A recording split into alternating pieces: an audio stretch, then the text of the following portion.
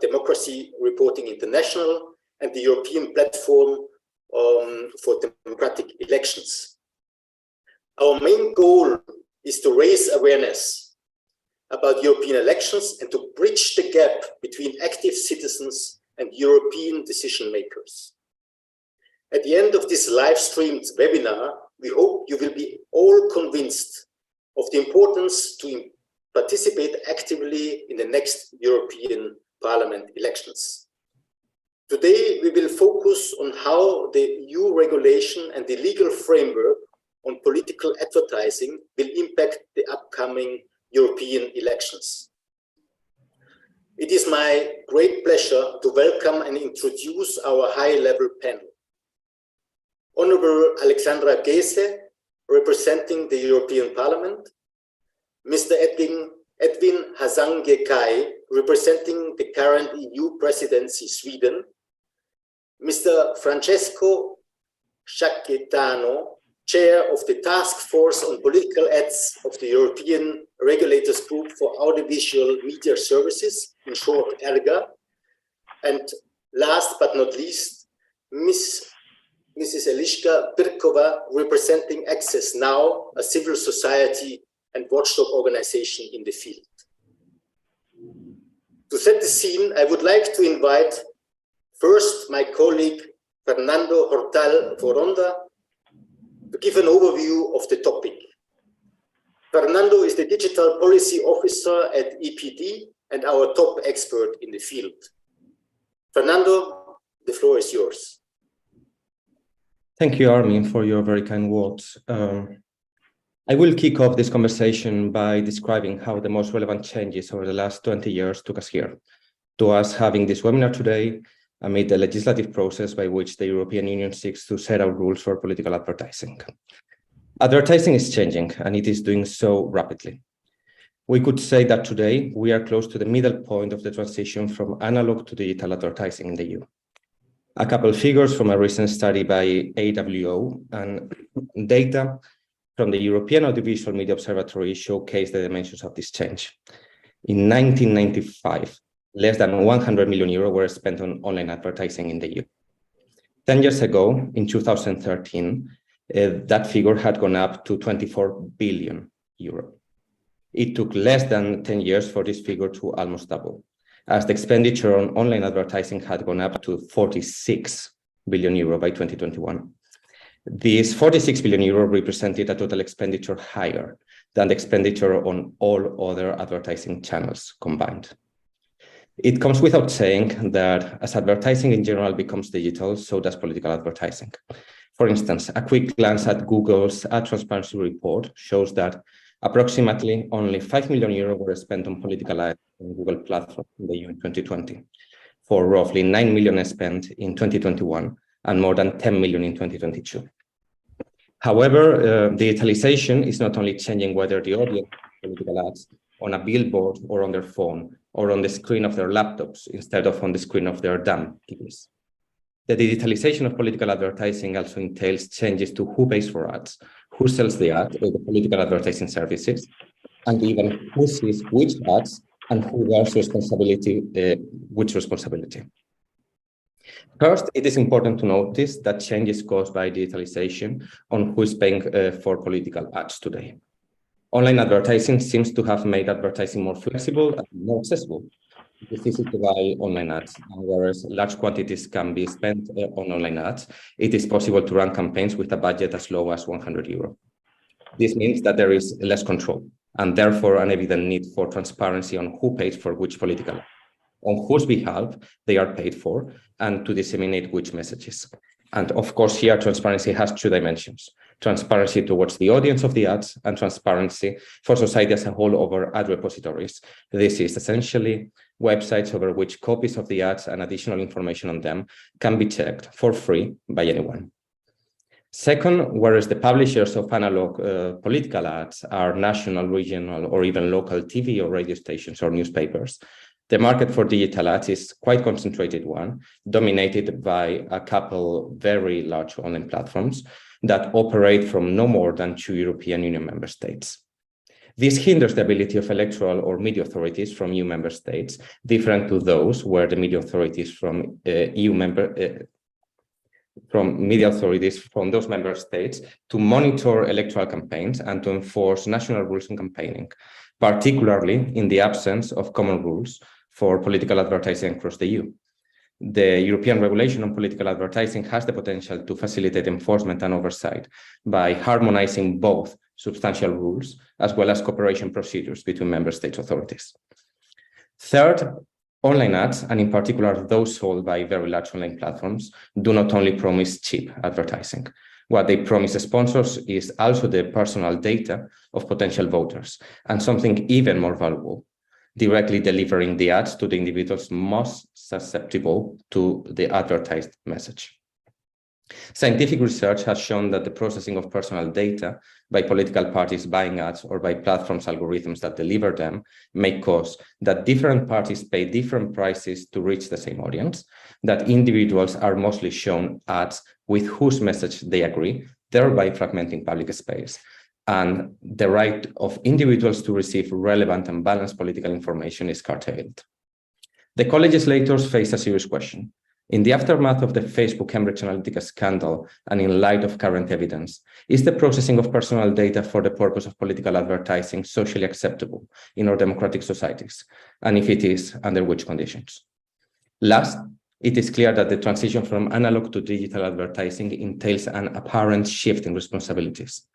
Whereas TV stations and newspapers were, and still are, jointly liable alongside the sponsors of political ads to have those ads declared and labeled as political and to ensure any legally required disclosure.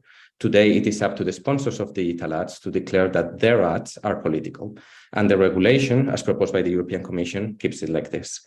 This raises questions on the need of due diligence obligations for online platforms in this regulation to prevent the circumvention of the foreseen rules, or whether risks such as this and others should be dealt with in the context of the Digital Services Act, DSA, risk assessment and risk mitigation exercises.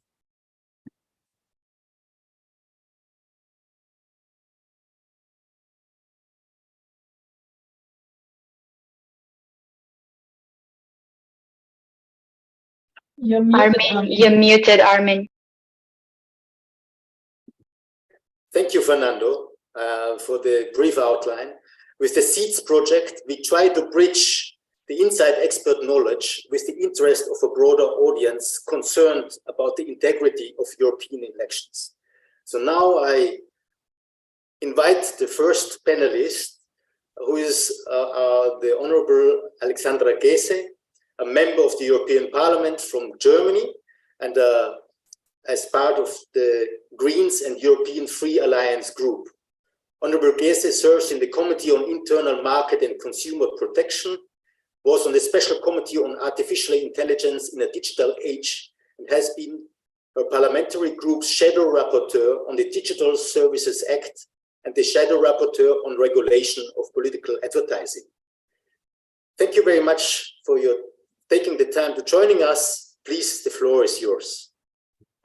Thank you very much, Armin, for this kind introduction, and thanks a lot, Fernando, for giving an overview over the regulation. That gives me the luxury to point out maybe 2 points that I think are very interesting and particularly crucial in this debate. I think especially in the past weeks, we have seen again and again how important the integrity of elections is. At least in my country, there has been very broad coverage about Israel companies manipulating elections, and I think in 80 different countries globally at a cost of just a few million euros. You can buy an election, basically. This is scary. It's not new to us. We organized events also in the parliament to show how London-based companies do the same thing in Europe. This is not that that's something that is limited to poorer countries or countries with a less democratic tradition. It happens in the US, it happens in UK, and it certainly happens in Europe and in the countries where we come from. So this addresses a very urgent need. We always speak about Cambridge Analytica practices and how we want to abolish them.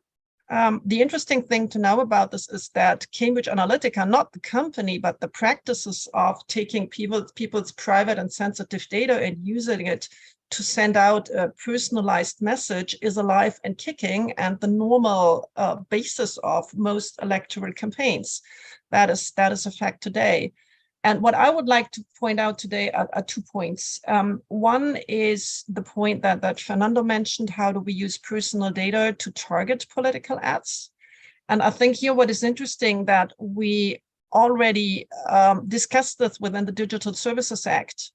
And we decided as co-legislators to prohibit the inclusion of sensitive data categories according to GDPR, things like political or sexual orientation, trade union, being part of a trade union, or health issues, health data, and so on. This kind of data cannot be used anymore within the profiles that are used to target advertising, and that includes political advertising. So there was a very clear line that the co-legislators drew for good reasons.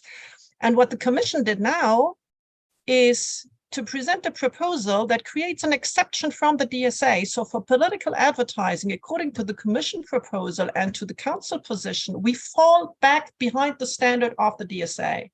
And I think that is extremely problematic, because in the DSA, we exclude the use of sensitive data, even if you give consent, and we are the experts. We know that consent does not mean you are asked, do you want your personal sensitive data to be used to target you with political ads and to manipulate you? No, it's a cookie banner. When you're trying to read an article, it says, well, you have to say yes to all, or otherwise read 350,000 pages in order to figure out what your other options are and get lost in the internet or not get that information. That is consent. That is what consent means, clicking on a cookie banner. So while in the DSA, we did limit this really malicious practice, in the political, in the regulation on the transparency and targeting of political ads, according to the Commission, we are not doing it. Fortunately, the Parliament realized this is a problem, and we wrote with the LIBE committee, the Committee for Civil Rights, a very good Article 12 that basically says you cannot use sensitive data even with consent. You cannot use any other data without consent, and in the 60 days before an election or referendum, you can only do very, very limited targeting, which makes sense in a political landscape. So I think this is something that is very, very important to defend, because if the Council and Commission proposal passes, we will have a lower standard for political advertising than for commercial advertising, and that is totally unacceptable. I have a second point, but I think I only have 5 minutes, so I'd stop here and maybe bring it in later in the discussion, Armin, as you prefer. Yes, I think that's the idea. Let's have brief introductory statements, and then we come back to the panelists for more outline and more depth to what they would like to say. And I also encourage the audience and the participants to raise their questions in the Q&A section of the Zoom panel. Thank you for that presentation, Honorable Gese, and I would like to introduce now our next speaker, Mr. Edwin Hasange-Kai, representing the EU presidency, Sweden. He is the Swedish delegate and current deputy chair of the Council Working Group on General Affairs. Mr. Hasange-Kai has been working on interinstitutional files since September 2020, including the legal acts in the European Democracy Action Plan package, the electoral law, and the follow-up of the Conference on the Future of Europe. Mr. Hasange-Kai, the floor is yours.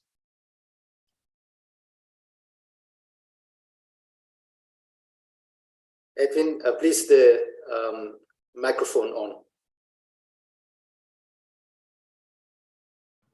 There we go. Thank you, Armin. Thank you for this presentation, and thank you for having me to this webinar. You gave an introduction of myself, so I will spare you with that. I will go straight a little bit to the point of my presentation on this regulation, and a little bit perhaps connected with the questions that have been addressed in the agenda. So in a context where political campaigning is increasingly taking place online and across national borders, this proposal aims to promote high standards of transparency in political advertising in the EU, limit the use of targeted advertising for political purposes, and facilitate the cross-border provision and oversight of political advertising services.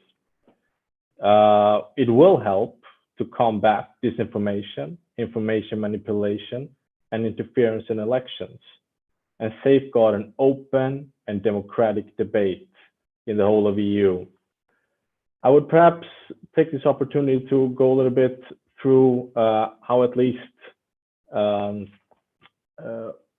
I see it a little bit, what from the Council's point of view on what this hopefully this regulation would help us towards the right direction. So obviously we see that this regulation would provide greater legal certainties. In our mandate, we from the Council seek to provide these certainties regarding the scope of the regulation and some of the key definitions, including what is to be considered political advertising and how to identify political advertisement. Among other things, the Council makes it clear that the regulation will not affect the content of political advertising, nor the EU member states' rules on aspects not covered by this regulation. So we're strictly talking about transparency requirements, which we deem at least will not impact the content of a political advertising. I think this is quite important. Secondly, what I like to stress is from our side, from the Council side, we've also strengthened and clarified the transparency requirements related to political advertising. So if a political advertisement is targeted or amplified, the Council from our side wants this information to be directly available together with the advertisement itself alongside other key information. We also specify that the transparency notice with further information should be easily accessible, user-friendly, and include with each political advertisement until the end of its publication. It should also include the identity, not just of the sponsor, but also of the entity which ultimately has control over the sponsor, if applicable.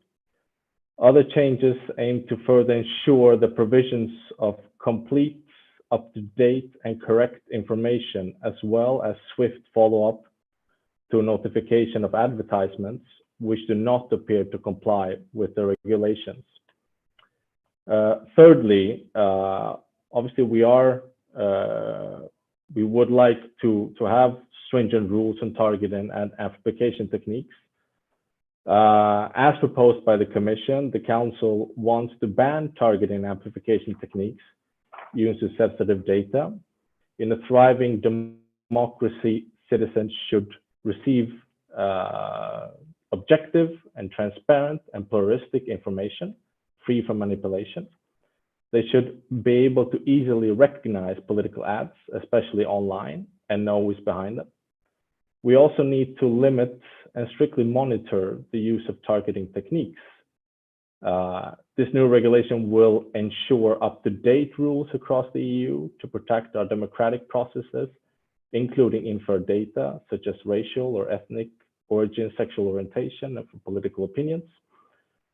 Such techniques, in our position, as we have seen it, are only allowed if a person explicitly consents or is a member or a former member of a specifically defined non-profit body processing the sensitive data or is in regular contact with it. To further ensure the informed nature of the consent, the Council specified that it has to be given separately and specifically for the purpose of political advertising, so that it will be clearly distinguished from any other consent. I think I will stop there because I think it reflects a little bit, in a nutshell, the elements that I've elaborated on, and which I think are a little bit on the question on these envisioned reforms and changes on political advertising from the 2019 to the 2024 election. With this new regulation, we will have legal certainties on what constitutes a political ad, transparency requirements for different stakeholders, and thirdly, stringent rules on targeting and amplification techniques on sensitive data. So I think this is what I would like to highlight in my presentation. Thanks a lot. Thank you very much, Edwin. And thank you for this insight from the European Union presidency and the Council position on these negotiations, which are still going on. I have the pleasure now to introduce to you Mr. Francesco Giacchettano, who represents the Italian Authority for Communications, AGCOM, which is currently chairing the European Regulators Group for Audiovisual Media Services, which is ERGA in short. ERGA has published a policy paper on the new political advertising regulation. Mr. Giacchettano is also the chair of the ERGA task force on political ads. We are very interested to hear more about that. Francesco, the floor is yours. Thank you, Armin. Thanks to you, to the organizers of this very interesting event, and thanks in particular to you for pronouncing my surname correctly, which is something that I can assure you does not happen particularly often. Well, I would like to congratulate on the quality of the speakers and on what we've heard so far, because we have already heard a number of very interesting things regarding the proposed regulation on political ads, and not only that, but the general problem of the capabilities for few players to manipulate or to orient the public opinion, in particular during the electoral period and in view of the elections. This is an enormous problem that ERGA started tackling in 2019, when we were given by the Commission the target, the target to monitor the compliance to the provisions of the Code of Practice on Disinformation, whose second pillar reflected what is written today, or at least, I mean, was the first idea that which was then developed in the regulation for political ads. The second pillar of the Code of Practice was precisely on how to deal with political ads. And in our monitoring, I will try to be very brief, but there are two things I have to tell you. I would like to really tell you with a lot of interest. First, it was very clear even to us in a very preliminary stage of the monitoring that there were already at that time, with those tools, etc., attempts to manipulate and to influence the public opinion for the European elections of 2020. Second, the problem for those who are trying to monitor the compliance with the obligations of that area, of that code, which reflect a bit also the problems that we see could happen again also with regards to the regulation of political ads, is the fact that the tools that are envisaged, that are put in place for the monitors are very, very limited and extremely difficult to use. I will be clear, but I will do it very quickly. There were no repositories at that time. There was an obligation for the platforms to put together in APIs, in some software databases, all the political ads that they were publishing, but each of the platforms was doing this in different manners. And most of those platforms, most of those databases contained only aggregated data. So if there is not a specific regulation on how those databases can be accessed, it's impossible for anybody who wants to monitor what the platforms are doing in order to improve the transparency of political ads to see to monitor whether they're doing it correctly or not. The two things, so the difficulty in monitoring and the obvious evidence of attempts to manipulate the public opinion made us understand how important it was to improve the rules that the Code of Practice had. And the regulation of transparency of political ads actually does improve the rules. It focuses very much on transparency, because here the problem is that people might see some content which is polarized, and if they don't understand that it's a content for which there is some payment, they don't understand, they think that this is an objective evaluation, and instead it's of course a polarized type of information that they receive. And then there is the enormous problem that Mrs. Keys, Ogese, I apologize, underlined, the problem that how can we try to protect the users when they simply have to give consent to the use of the data. Those are problems that we have highlighted in our position paper, together with the problem of the definition of the issue-based ads, because we have to understand that not only that political ads are part of this regulation, but also issue-based ads, which can have political content only to a certain extent. They can try to manipulate the public opinion just based on other types of information, which is not necessarily and not immediately connected to political people. That could be, I don't know, immigration, war, etc., etc. Those type of things might, deviate and bring the people to believe that one political idea is better than another.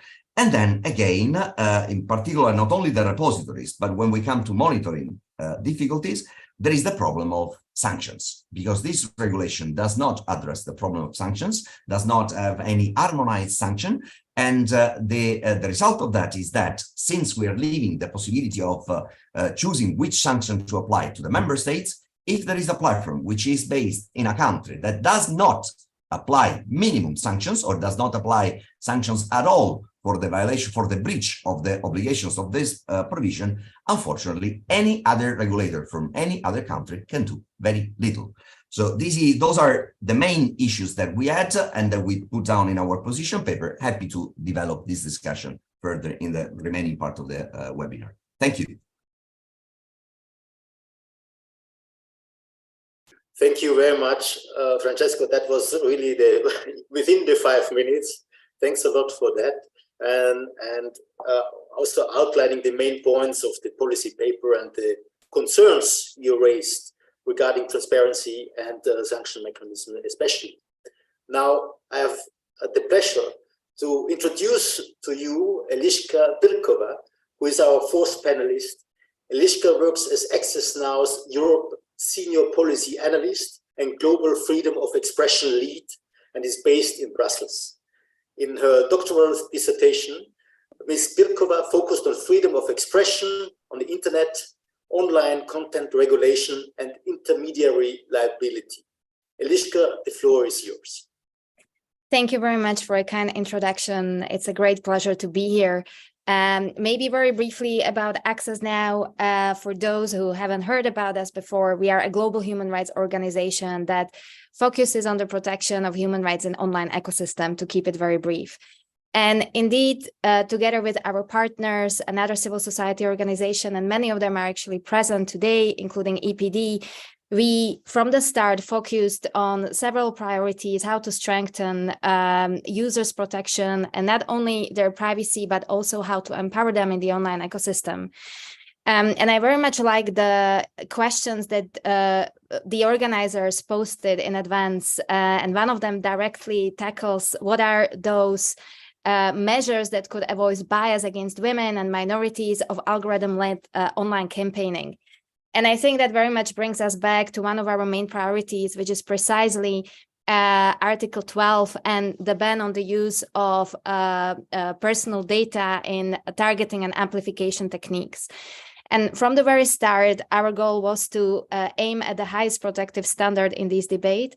And in coalition with a number of other civil society organizations, we were strongly pushing for the ban on so-called observed and inferred data, which was essential to us in order to achieve that highest protective standard.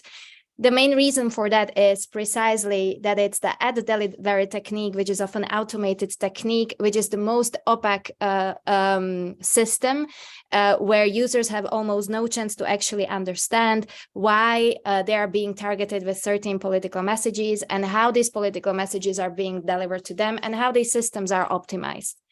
To us, to achieve that highest protective standard, this was the ultimate goal, and we partially achieved it in the European Parliament's position, even though we could still probably envision more protective safeguards in this legislation. And I think it's also important to underline how actually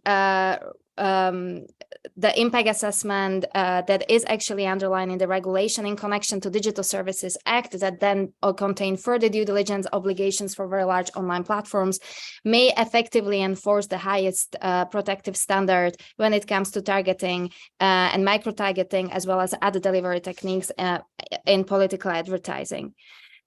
So there were other priorities that we continue focusing on also during the trilogue negotiations. Those still contain also the more appropriate safeguards for political speech and the definition of political advertising. We still see a couple of gaps in the general approach of the Council, and we would like to see more specific narrow definition. So also the political speech of players such as civil societies won't be negatively impacted by these legislation, which is something we've been emphasizing from the very start of the negotiations. And we also welcome the stronger enforcement mechanism that was proposed, especially by the European Parliament's position, where the European Data Protection Board was given a very specific role to initiate investigations, especially when it comes to political advertising and very large online platforms.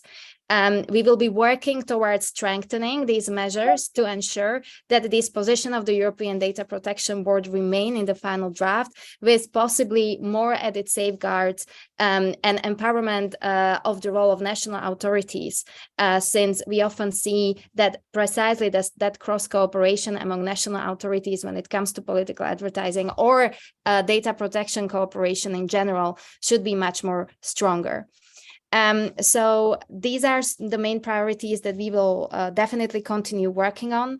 And as was already previously mentioned by speakers, especially in relation to Article 12, we were not exactly happy with the initial proposal that was put forward by the Commission, especially due to the exception regarding the explicit consent that sort of turned into this initial measure into the more or less empty shell.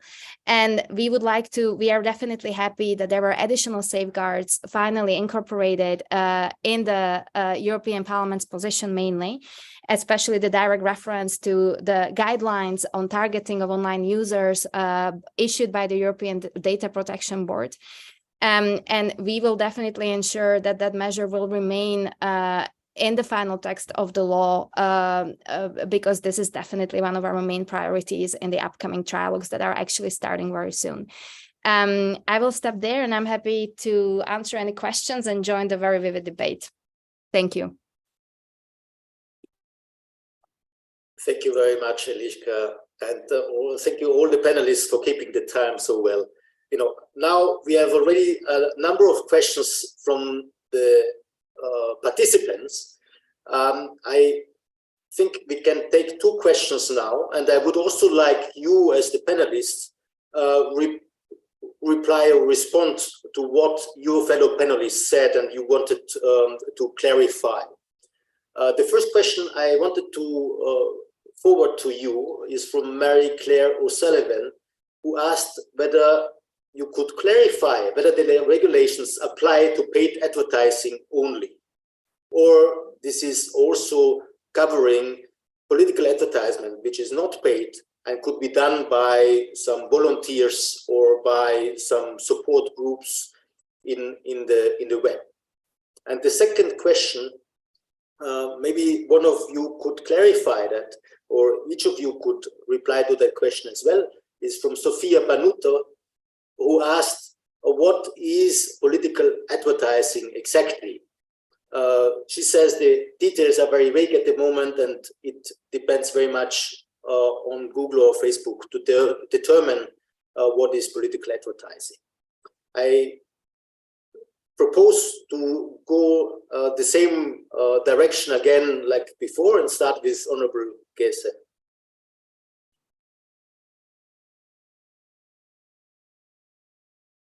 I think Fernando was the first in the first round, wasn't he? Fernando, would you like to respond first?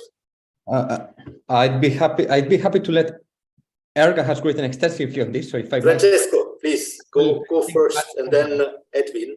Yes, many thanks. I think the first one is necessarily mine, because this is the problem of paid or unpaid is one fundamental point, crucial point of our position paper. We were very much against the idea of addressing only the paid for political ads, for the very simple reason that there could be users or group of users which decide to, or even platforms which decide to support one political party or one political idea instead of another one because they have a specific interest and they don't want to be paid. So in this case, I mean, you might have the political ads which would not be paid simply because the platforms doesn't want to be paid for specific interests or reasons, would not fall into the scope of the regulation.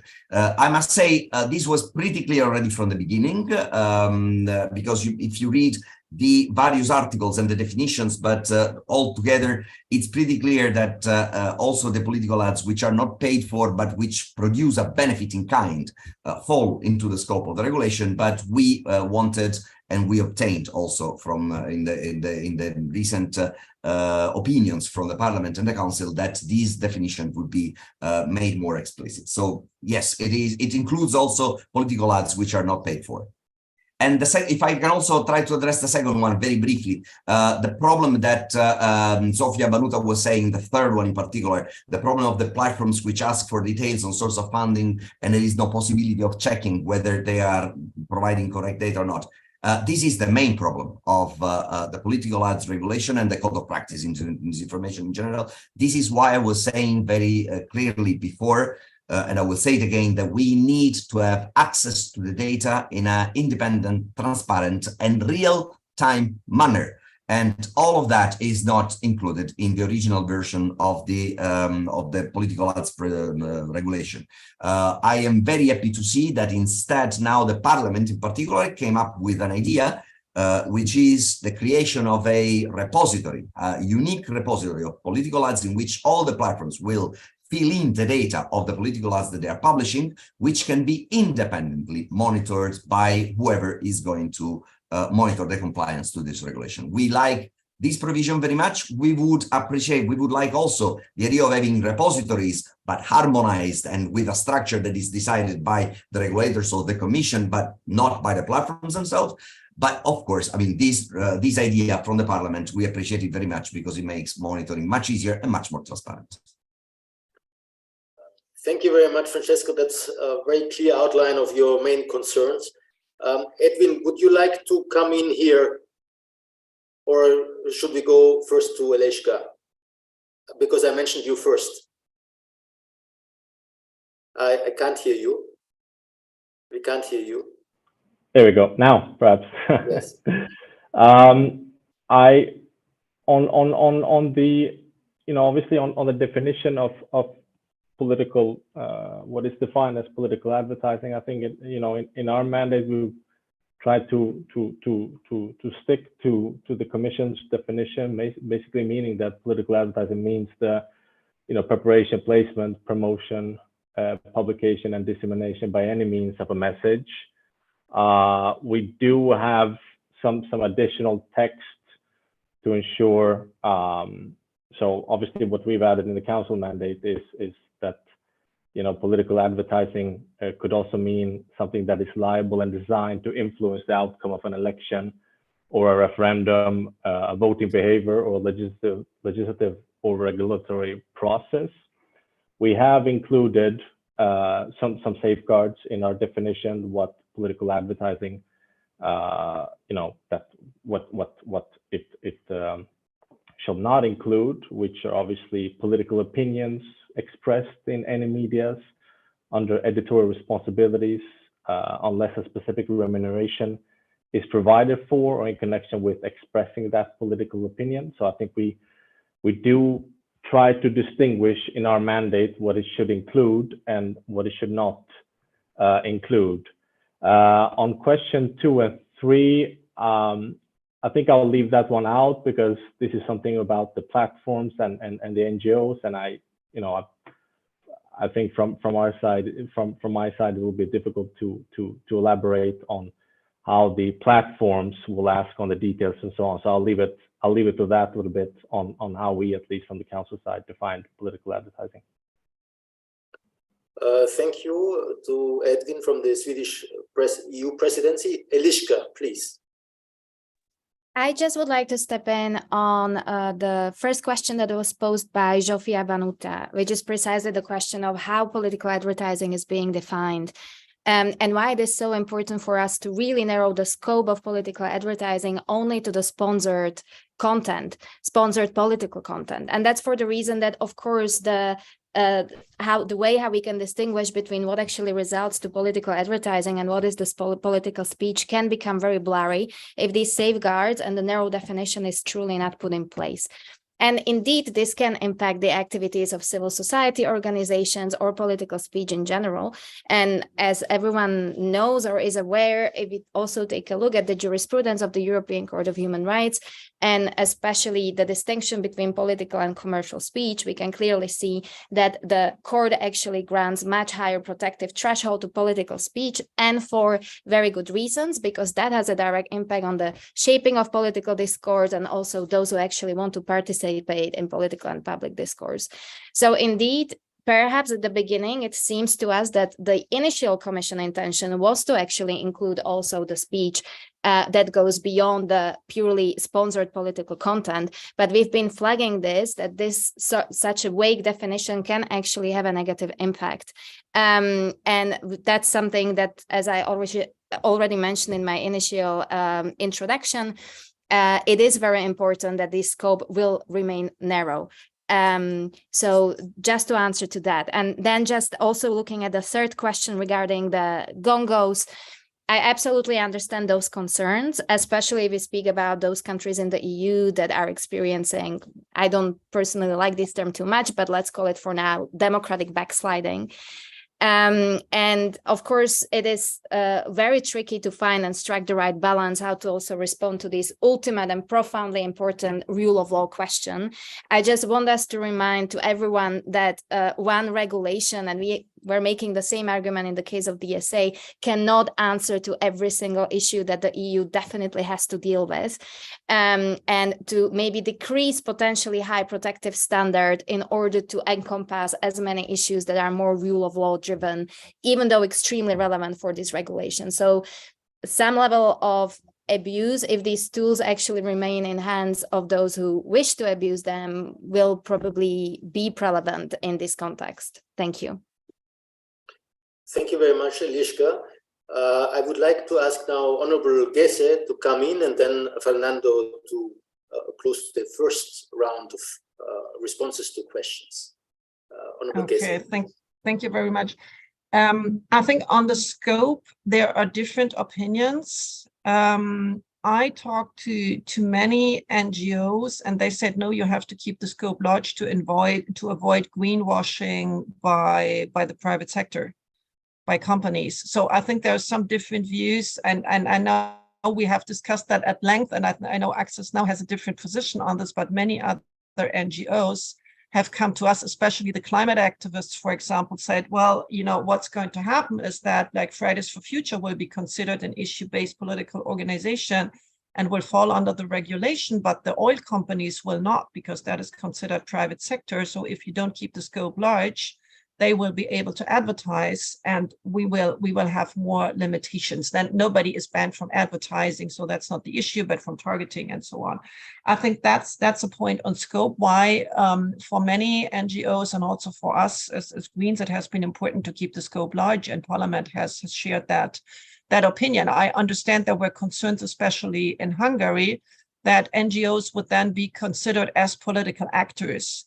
But very honestly, I have to say this is a regulation conceived for democracies. And Hungary, according to international standards, is considered an electoral autocracy. And this makes things very, very difficult. And while I have a lot of sympathy for doing something that works for Hungary, I think it is extremely difficult in this case because the Hungarian dominant party is also using targeting and online advertising in a very extensive way. So it's difficult to solve, frankly, just to, not to create the impression that all NGOs and all civil society actors want to narrow the scope. I think rather the contrary is true, and that there is an open debate on this.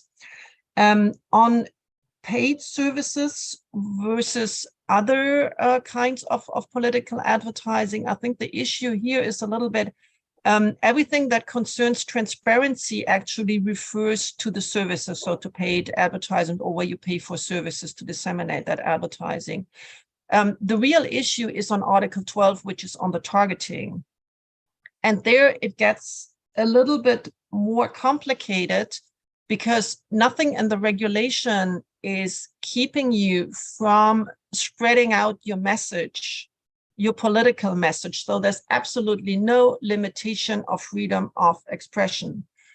What might be limited is the possibility to use personal data in order to send that message only to specific groups, which is what in politics happens, and which allows malicious actors to send out disinformation only to particularly vulnerable groups or to groups who will happily then disseminate that disinformation further. So that is one problem, and we know that it is a real problem, especially, for example, now for Russian disinformation, but also in COVID times. It is sent first to the people who are particularly anxious, who are particularly afraid, or to people who are, for political reasons, particularly prone to pick up that message and disseminate it until it goes viral. So there is no limitation, even if we don't, say services in Article 12 on the targeting. For and the rest, it's covered. And the other reason why this is problematic is that it allows political parties to send out different and often contradictory messages to different groups of the population. For example, in my country, there was one party that claimed that sent out a message saying, well, we don't want any new legislation on climate, on all these standards and limitations to protect the climate are really superfluous. We don't want them, to older voters, and depicted itself as the climate protection party in ads to younger voters, and got voted for contradictory messages by both groups. And I think that's not correct. If you're a political actor, and I'm representing politics here, you have to go out and stand up and say the whole of public opinion. This is what I stand for. You can't send one message to one group and one to another. And here we come with the services issue. Now in Parliament, we actually do have the services also for Article 12. I didn't share that in the beginning because it means that you have you can still have an exception for parties if you don't use a service. You just buy the same person that you would hire if you could outsource this to a company providing that service. If you do it in-house, you can still do it. So you still allow political parties to do it. And that might be a little bit of an issue, but just to make it clear, it's just the targeting that is limited. And here comes a very interesting point. We have seen a huge Google campaign in the past year. Google has hired people almost a year ago. There's a huge campaign going on in this, especially in Germany. Google is, incentivizing YouTubers to speak about this and to say, if you limit the targeting, you limit freedom of expression. And this is just simply not true. You increase freedom of expression if you tell people, well, you can send out your message, but send it out to everybody or randomly if you would want to limit the cost. It's not an issue. But freedom of expression does not mean you can hide your message to your political message. This is not private communication. This is political messaging. And you're paying not exactly for reaching the people, but for hiding it to other people. And this is the Google campaign that is running now, saying if we don't decide with our targeting method and with our amplification methods, this is the other issue. And we know that amplification amplify message based on hate and fear a lot stronger than some other messages. And Google is saying if some political actors are picking this up in the debate, and even NGOs, if we don't do the targeting and the amplification, that's a limitation of freedom of expression. And this is why it's important to have Article 12 applying to all kinds of messaging and not only services. Thank you. Thank you very much, Honorable Gese. Fernando, please. I promise to do my best to keep this brief. Yeah. On the first point, on the question by Marie-Claire O'Sullivan, I'd like to reply both to Edwin and to Alexandra. In that first, Edwin, I do agree on the importance and the convenience of the editorial content under editorial responsibility exemption. But unfortunately, we believe this shouldn't be an exception. This is a convenient exception in the context, but it shouldn't be one at all, because, and probably here we are lost, all many of us work on this in our second languages, but to me, the notion of advertising implies paid for. To me, it's an oxymoron to say not paid for advertising. Advertising evidently evokes to me the idea that someone paid for that is different from other forms of speech. And actually, to reply to Mary's question, we don't have a regulation right now. We have 3 regulations. We have a proposal by the Commission, we have a Parliament position, and we have a Council general approach. Our concern is that both the Commission proposal and the text by the Council have 2 definitions at the same time of political advertising.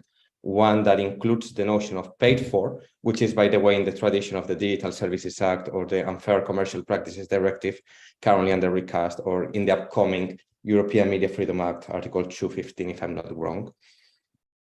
And it deviates from this tradition to have 2 different notions of advertising. One notion of advertising based on the traditional one, if it's paid for or remunerated, payment or equivalent, let's put it in those terms, and then a different definition which actually covers any form of speech. My colleague Alishka was referring to European Court of Human Rights jurisprudence on the distinction between commercial speech and political speech. I would add another case of distinction by the European Court of Human Rights. There is a wonderful ruling of 2017. I cannot remember exactly the name, Orlovskoye versus Russia, which refers to the distinction between civic speech and political advertising. Russian authorities attacked a newspaper for publishing commentary and saying that that was undisclosed political advertising. And, well, the European Court of Human Rights correctly reminded the Russian authorities back then, well, the moment someone is not being paid for promoting a message, that is not advertising. Here our concern is that we are not only deviating from the sound tradition of free regulation of advertising in the Unfair Commercial Practices and DSA, but that we're actually deviating from the jurisprudence of the European Court of Human Rights. To add to what Alexandra Gese mentioned on this point, I disagree on that article, on the reading of Article 12, on the idea that it applies to services.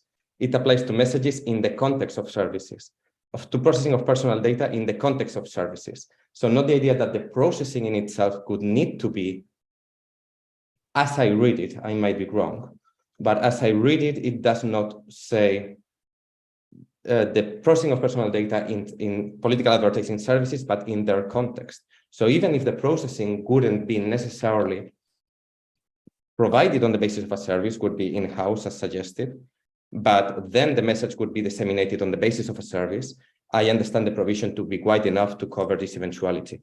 Nevertheless, I suppose this is open to debate, but indeed the careful drafting of Article 12 in the Parliament position, I heard some people are referring to it as the 2.5 pages amendment, invites a slow reading, and it's probably something that we all need to catch up with what exactly we have there. And I think the questions by Sophia have been very much addressed already, except probably for question 2. If anything, I understand this should lead to less removal of political content. First of all, because in parallel to the negotiation on political ads regulation, we're starting to roll out the implementation of the DSA, which should deal with the issue of over removal in general and unjustified over moderation not aligned with fundamental rights. So to start with, even before the political ads regulation comes into force, we should see an improvement in the situation that you describe in point 2 on the over removal of the content. If anything, I would care about the under removal in the sense that, well, these regulations, the obligations foreseen in this regulation really kick in, not legally, but kick in practical terms, the moment whoever is paying for the ad declares that the ad they are paying for happens to be political.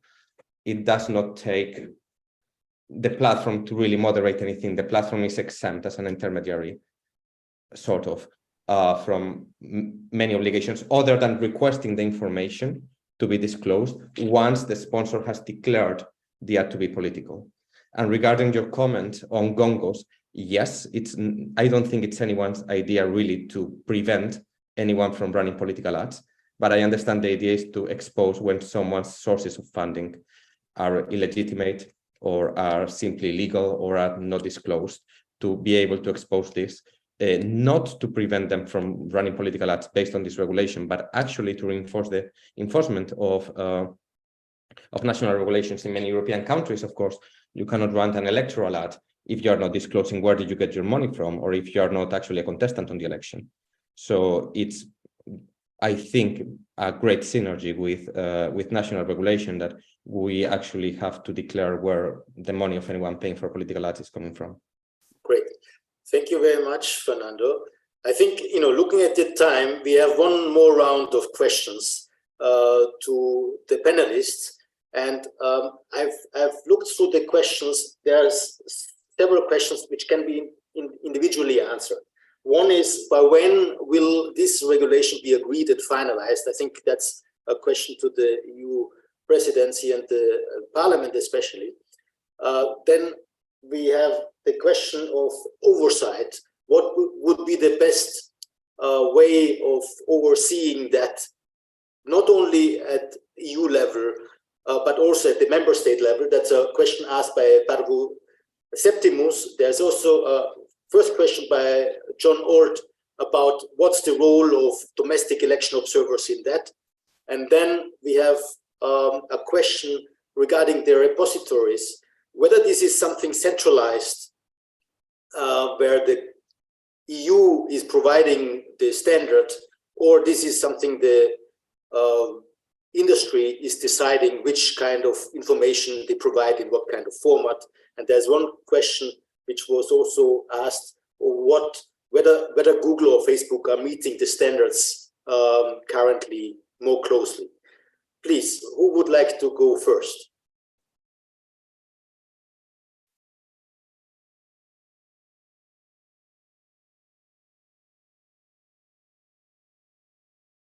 I mean, if I may, because I unfortunately have to leave in a very short notice, so perhaps I can just give a little bit of a elaboration on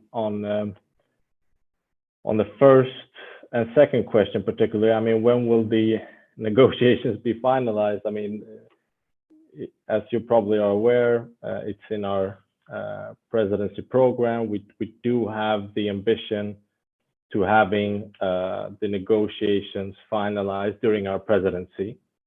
This is something that we will be striving. Obviously, we are on a tight time schedule if we are to have these rules in place for 2024. So this needs to be carefully crafted, carefully analyzed, and based on the fruitful input from this webinar. There are outstanding issues, and on the oversight, I think coming from the council, and particularly, I think we have to get it right in the sense that it has to, I mean, enforcement and implementations is really it's an issue for member states, so we really need to ensure that it's enforced properly. So we will be scrutinizing this obviously very, very carefully throughout the negotiations. So that's a little bit what I had from my side. Thank you, Edwin. Francesco, you want to go next? Yes, Armin, with pleasure. I will start with the oversight because it's, I mean, we have been involved in that as ERGA and as national regulators. The question on who is going to do the oversight is very interesting and of course, I mean, opens many possibilities. Some people say that it should be the European Commission because the European Commission is at the end of the day the guardian of the treaty, etc. But this would mean that at member state level, the European Commission would have to monitor all what happens into the platforms or into the media in general at member state level in the language of each of my member states, which is extremely difficult, almost impossible. So the regulation at the moment provides, refers to the regulators to a certain extent and to the electoral committees. We, in our position paper, which is going to be reinforced by an additional position paper we're going to publish in a couple of weeks, we will say that given the size and given the amount of obligations that this good regulation, important regulation, is going to introduce, it is almost impossible to think that the oversight and monitoring can be done by the electoral committees, because the electoral committees in several countries are active only during the electoral period, and in any case, or at least mostly during the electoral period, and they are not, they don't have that many human resources at the end of the day. Here, we are talking about a regulation which allows the users to make complaints, to check the monitor, or at least, to have visibility about the transparency of political ads on a daily basis for 375 days per year. I don't know who else could do that if not the regulators of the audiovisual sector. And we try to propose this possibility, this option to the core regulators to increase the position of ERGA and to the role of ERGA, et cetera, which would work in cooperation with the electoral committees. But it is still not particularly clear whether this will be the outcome of the regulation and of the review of the regulation, the trialogue or not.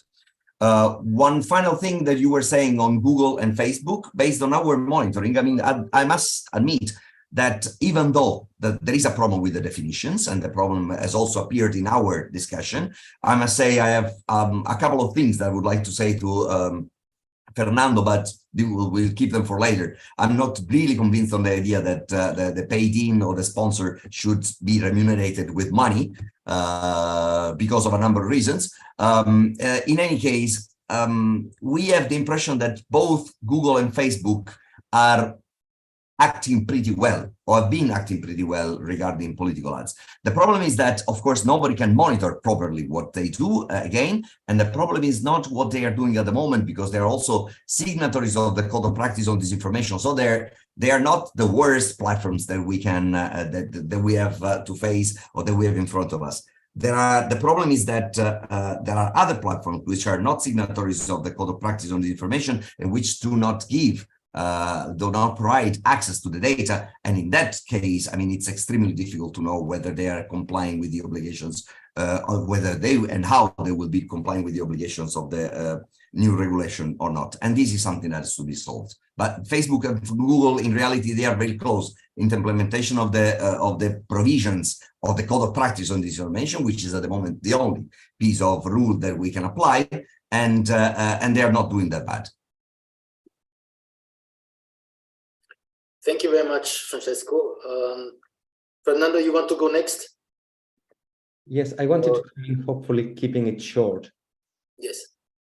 I am of the opinion that actually this regulation would have been two different regulations. We could have had a regulation on transparency and political advertising, defining it, and a subsequent regulation regulating personal data. But I'm just mentioning this to highlight that here we are really enforcing two different types of rules. We're enforcing rules that are more within the domain of the traditional audio media services, transparency, disclosure, labeling, etc. And then we also have rules regarding personal data. And that the debate on national enforcement versus European enforcement in these two domains looks very different for a simple reason. Enforcement at the EU level for everything related to transparency would be done by the Commission. This is a political body at the end of the day. We'll see, because we have the EMFA rolling, and the EMFA might create European Board for Media Services, completely up in the air. If there could be anyone from the legal service from Council, would be interesting to hear from them, but completely up in the air on that one. So essentially the enforcement of rules related to transparency would be politicized. I fail to see how this would contribute to trust in elections.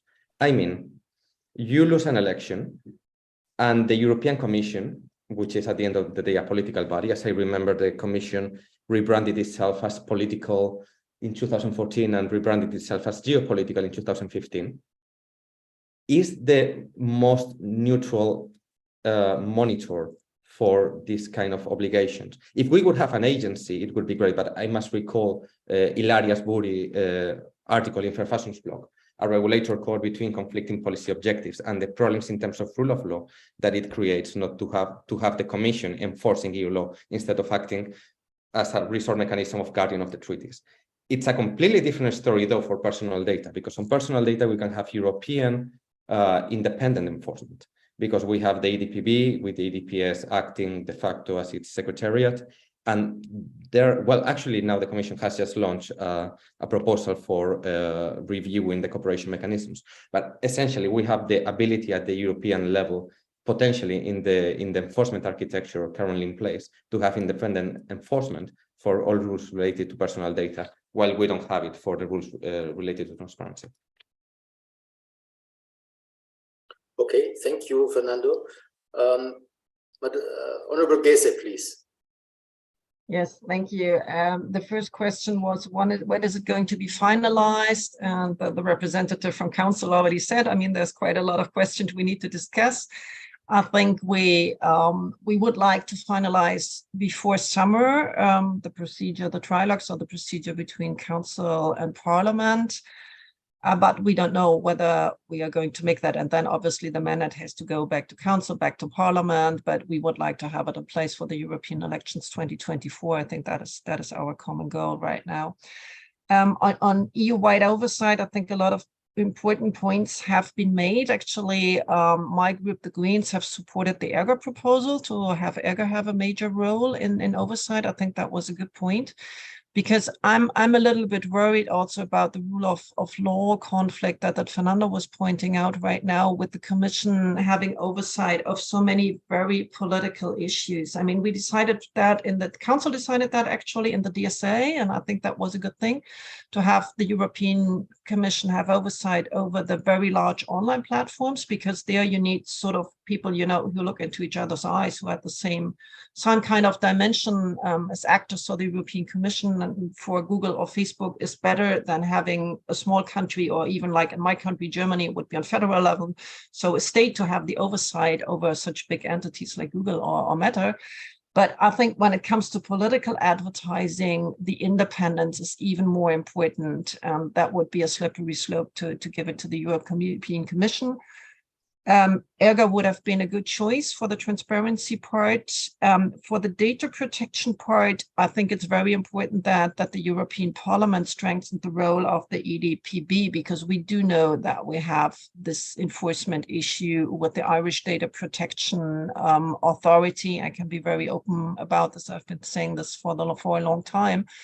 And that would mean we don't have a level playing field for political advertising published on national platforms rather than on Google or Meta or all the big platforms that are located and headquartered in Ireland, because we do know that there have been issues in the past with that authority, the Irish authority, reacting very slowly and often not in line with what the EDPB would say. So just to say this diplomatically, but that this is a critical issue, to have a quick reaction from that authority in Ireland for something that's going wrong in a campaign in Bulgaria or France or Spain or Germany. That would be one of the real serious enforcement problems. On domestic election observers, I mean, this regulation is only on transparency and targeting. Everything else is still in the hands of national governments, just to make that clear. This is not a complete overhaul over all the legislation around the organization of elections. And I think this answers the question. On the repository, the version that is in the Parliament's report, and this is something that the Greens, I have to do some party politics, have fought for very, very hard. So I was very appreciating Francesco Shakitano supporting this. The idea is that it's the European Commission that really outlines the standards and not the industry. So it should be, you know, everybody contributing to it based on a common standard. It should be an automated, very simple procedure that doesn't put a burden on SMEs. That is something that we discussed as well, and be located within the European Commission, basically. And I think that will help for the European-wide oversight as well, because as also Francesco Shakitano explained, this gives researchers results in real time if we get this. You know, it's in the Parliament's report, it's not the Commission proposal, or the Council has also Council will be supporting us on that, because I think this is an extremely important instrument, because we know in politics, time is absolutely crucial. I mean, if there's a breach of the regulation we need to know it in 24, 48 hours. If you let it run for 3 weeks, the election is over. You know, the results are there. So it might still pay to systematically breach the regulation if you don't have this kind of real-time transparency and real-time enforcement. And there, I agree, enforcement is still not perfectly solved. On how Google and Facebook are applying this, what I know from Facebook is that they're saying, well, you can target people with on basis of sensitive data categories anymore. But if you have any needs, you know, they sent out an email last year to the commercial clients. Say, well, if you still need to do it, we find ways to get around this. You know, send us lookalike audiences. There are other systems.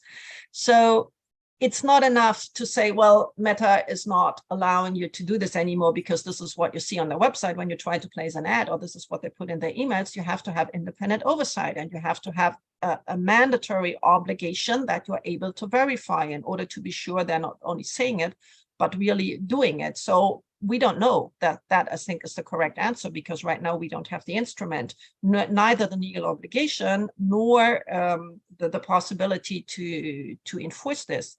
And the problem is, if we keep having consent, we won't, because Facebook will say, well, you get consent by contract. This is what the Irish Data Protection Authority said. If you have a contract, if you sign up for Facebook, basically you have already given consent and it's included.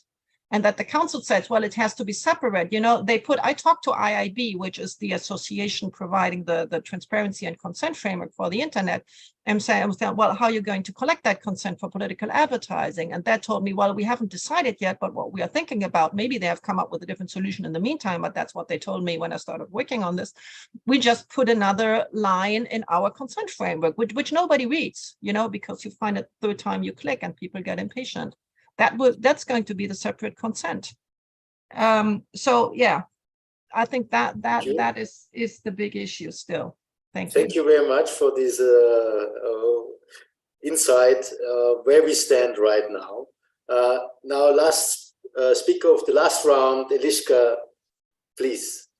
Yeah, this is the problem of the last speakers on the list. So many of excellent points have already been raised. Just very quickly, especially when it comes to empowering the European Data Protection Board, when it comes to oversight over the very large online platforms, and giving the power to European Data Protection Board to also initiate the investigation. That is something we definitely, as Access Now, do support. And this is something we've been actually asking for a long time, also in the context of our work on the GDPR. We regularly publish the yearly reports where we clearly point out the issues with the enforcement of the GDPR, and some of them have already been described by Alexandra in her contribution.